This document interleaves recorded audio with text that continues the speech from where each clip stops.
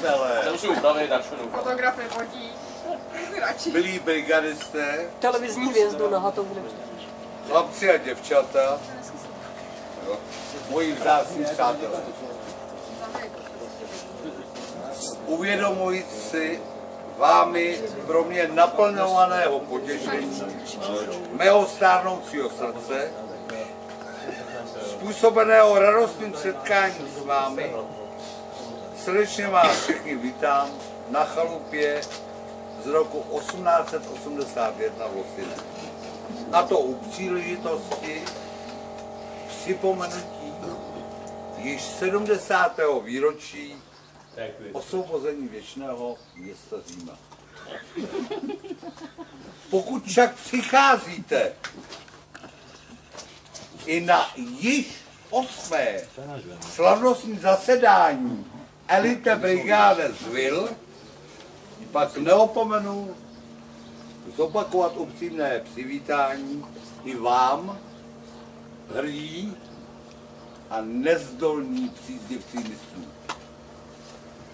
Pokud však by zcela náhodou vaše přítomnost měla být vyjádření radosti nad mým mimořádným jubileem, pak vězte, že jste měli přijít již před rokem, anebo až za rok.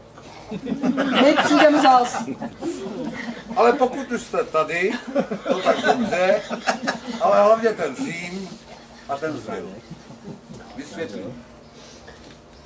Když jsem zcela nedávno činil dohledání knoflíků, důvodně potřebných pro operace vlastnoručního přežití na všechna možná chybějící místa mého oblečení a povlečení, narazil jsem na řadu osobních dokladů, o jejichž existenci jsem neměl ani to nejmenší ponětí.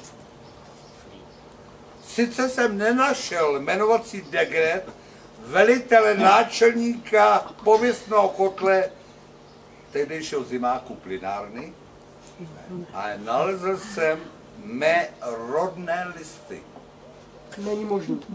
Ne list, ale listy. Jeden z nich formulář v jazyce německém hovoří o datu mého narození v roce 1943.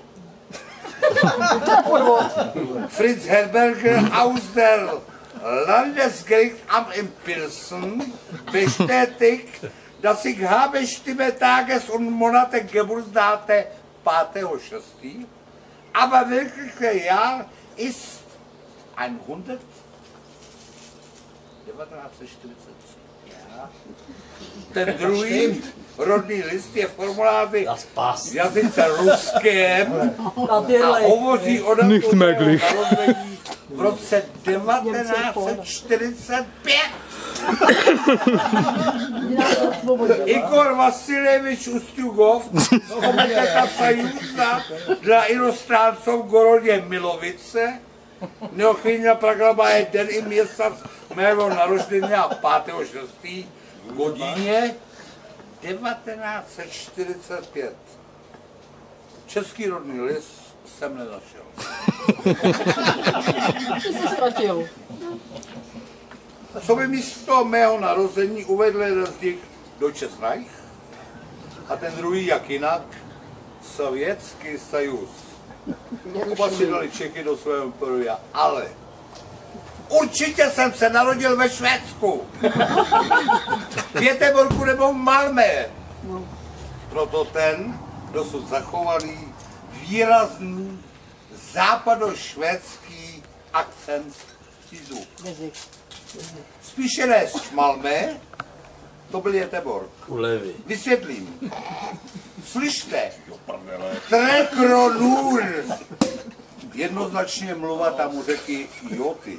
Zatímco slyšte, Trekronor, to je Malmö, silně ovlivňované nedalekým Dánskem.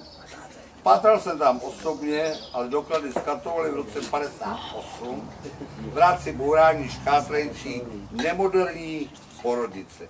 No nic, hlavně, že jsem se narodil. Hlavně, že jsi se našel. Důležitá informace. Při pohybu na pozemku koukejte na zem. Žalva. Nešlápněte na kocoura. Při krmení králíků zavírejte koce.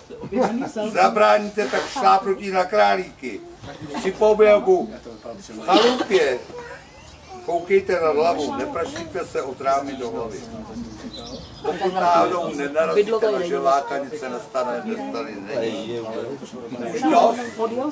Nebudu dále rozvádět to hrozné zklamání, že neslaví dnes s vámi svoji 70. A pokud mě chcete připomenout narozeniny, tak buď to ty podle Němce, anebo podle Rusa. Dovolte, abych vám poděkoval, že se mohu těšit z vaší přítomnosti. Přeji vám jedinečné společné pobavení a připijím všem za mou chvíli na zdraví. Váš dnes oslavovaný někdy a někde narozený Václav Poustevník.